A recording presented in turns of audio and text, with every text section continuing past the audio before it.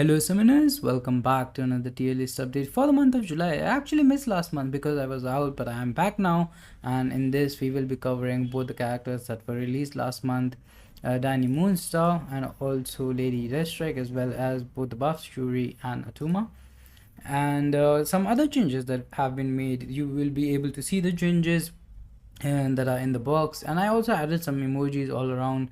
And yeah, let's get started. First of all, let me just scroll down till the end so you can have a look at the entire spreadsheet here. Some of these columns are getting pretty damn big, but if you want to take a look at the sheet for yourself, link to it will be in the description and also the pinned comment. Now another disclaimer, some people were confused, this is not a ranking videos. The sequence in which these champions are placed in one particular tier is not ranked. This is completely random. This does not mean that King Groot is better than Odin or Medusa is better than King Groot. This just means that you can compare tier wise. That means Galen is better than Odin or King Groot or anybody in this tier. Similarly, Gore is good than champion like Venompool, and Venompool is better than Icarus. I think you understand at this point. So yeah, it's just a tier list, no rankings here.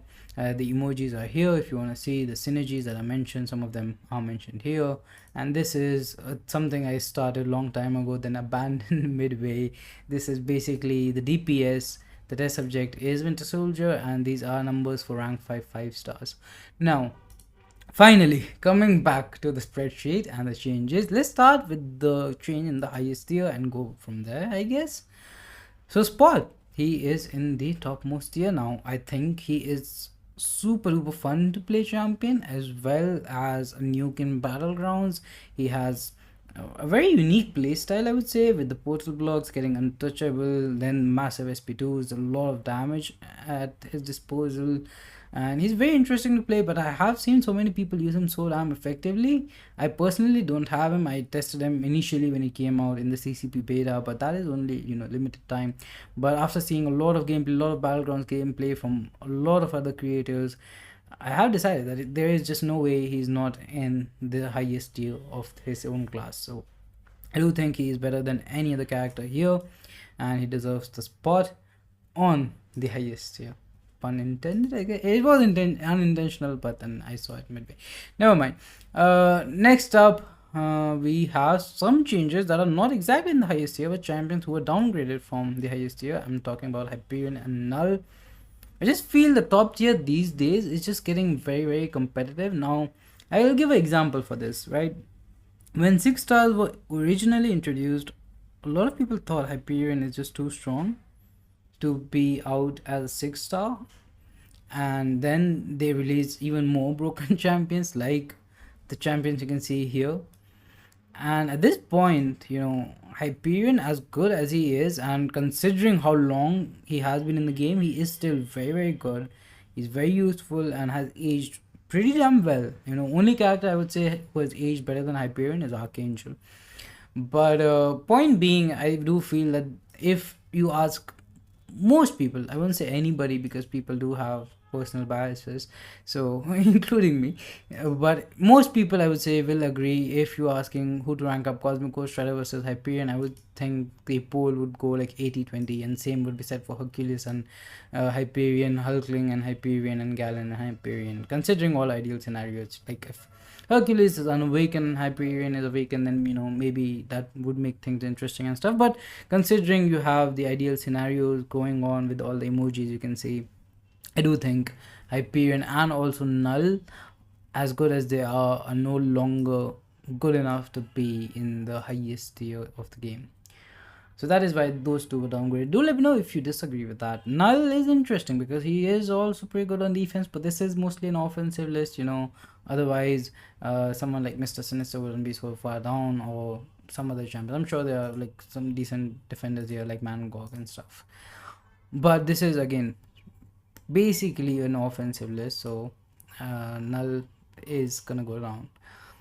Now next up we have Kate Bishop, and also I'm gonna cover these together. Kate Bishop and Ant-Man Future, these two champions, I'm not sure when exactly they came out. They are kind of recent, but they were both in one tier less. because I want to. I kind of like to play safe when new characters come out, and if I think they're very good, I don't want to overhype. That has happened with me with Wong before. I really liked Wong, but didn't realize that he's a cool character, but there is no content at the moment where he really excels, and that's a big thing when you're ranking characters overall, because on paper a character could look good but not be very useful in any area of the game, or at least any area of the game which really matters rewards wise, which, like, at this point, I would really not have Shocker here at all. Personally, I would place Shocker here or something, like at least a tier down, maybe 2 tiers if Battlegrounds did not exist. But because he is really, really good in Battlegrounds and I value that content a lot, he's ranked pretty damn high. So, you have to consider all those things, and I kind of forgot my points and who I was talking about. I think it was Kate Bishop and Ant-Man Future. Both the champions are really good. They have showed the true potentials. Kate Bishop, I would say, has a lot of damage over time, and is one of the better damage over time characters in the game at this point. Also has like a lot of utility. I really like the Caltrops thing on the defender, like whenever they dash forward or back or use a heavy attack, they take a bunch of damage. um, she isn't the fastest character in the game.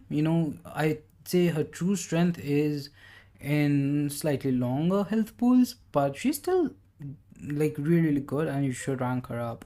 Ant-Man Future, even in shorter matchups, you're pretty much good to go. If you play him right, he can be used as, like, he won't be as fast as Cosmic Ghost Rider, but he will be pretty damn fast and is a very valuable attacker in Battlegrounds. And next up, we have the buff of Shuri and Danny Moonstar. I think I'll cover Shuri first. It's a really solid buff. I think both the buffs were pretty good this month. Atuma is let's just talk about Shuri first. So because she crits a lot, the shock damage, the passive shocks, it's a very good package. She is also decentish defender, and overall packs a decent amount in her kit to be in this category.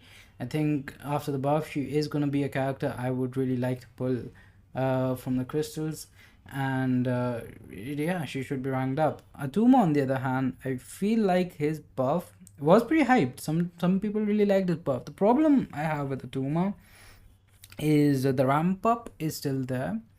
If we take like Winter Soldier level health pool fight, which is like still kind of big but not too big at the same time, like not unrealistic levels like Labyrinth or Abyss, his good damage comes towards the later part of the fight, to say the least. The when Thorn's damage is looking good, he does require that build up, and stuff like Battlegrounds as an attacker. Like, if you have him, rank him up because he is a great defender, but I think that's where you will be mostly using Atuma.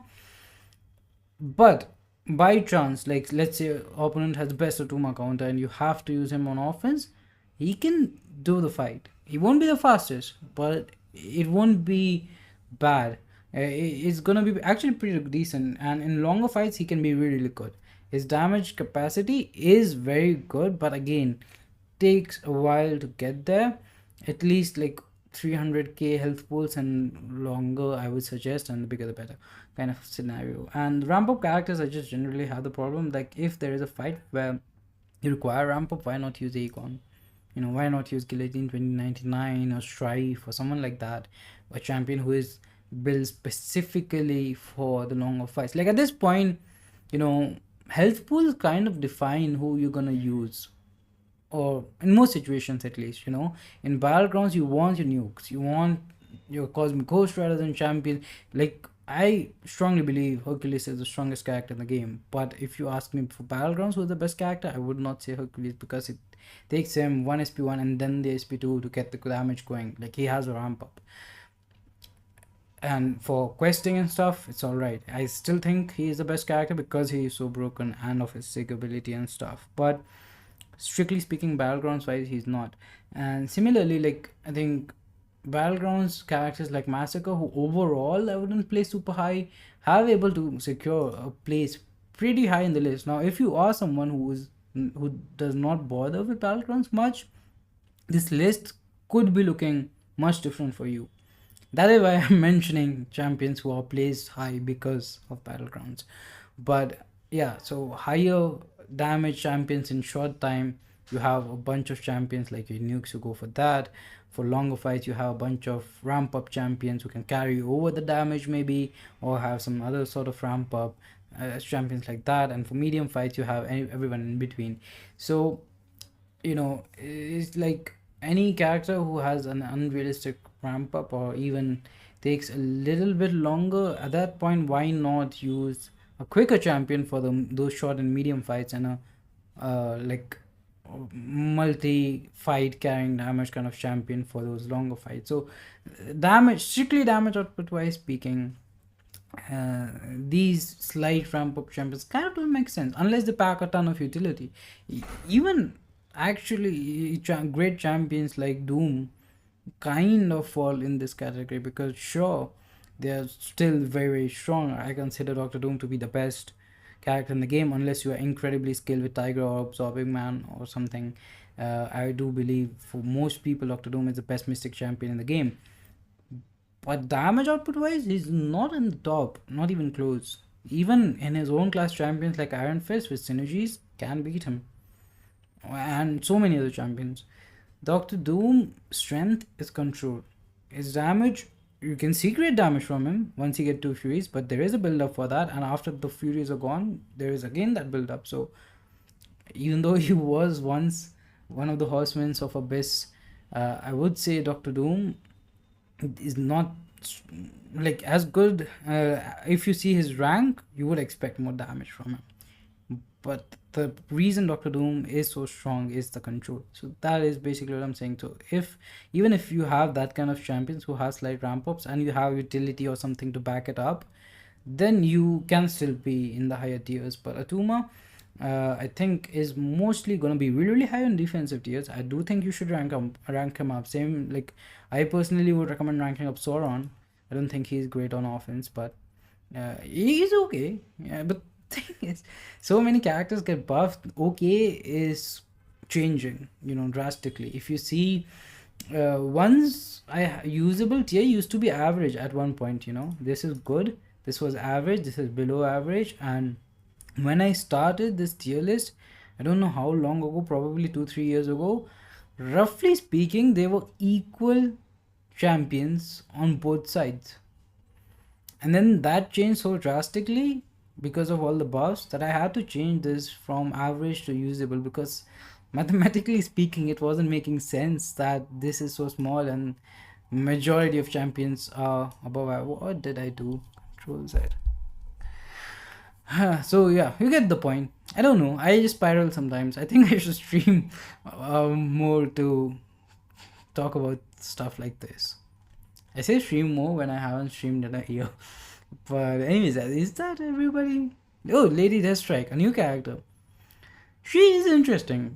I always forget she's in the tech class because she's basically feels like a skill character because of her claws, I think. Main source of damage is ruptures.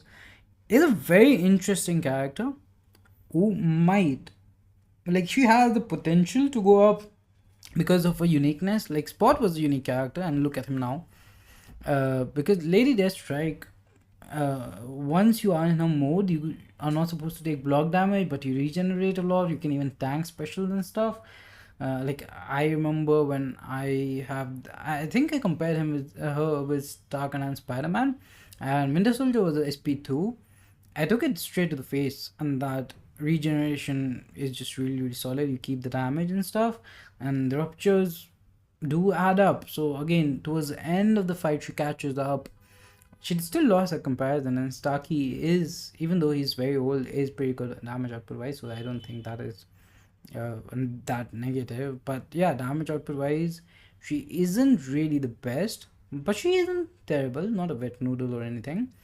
And she has some interesting stuff going as well. So not your highest priority on a rank up, but if you have her, you can play around, and if you like her, then it could be a fun rank up. And maybe sometime later she will, like, somebody will pick her up and use her as a main champion and discover some things that we don't know about. And she has the potential of going here. I really doubt if she ever goes here, but she does have potential of going here, and also to be another Wong and go back at here.